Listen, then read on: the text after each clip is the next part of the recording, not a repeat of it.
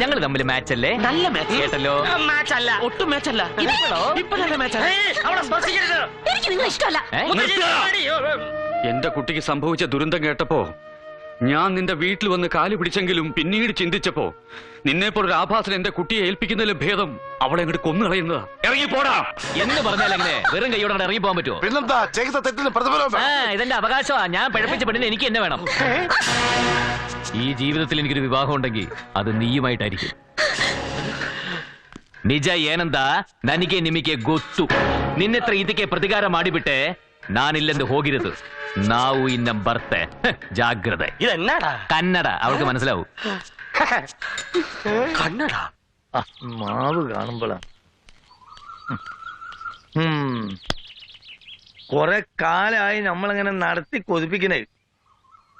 എന്തായാലും എന്റെ മോനെ ഇന്ന് ഞാൻ ഉറപ്പിക്കും.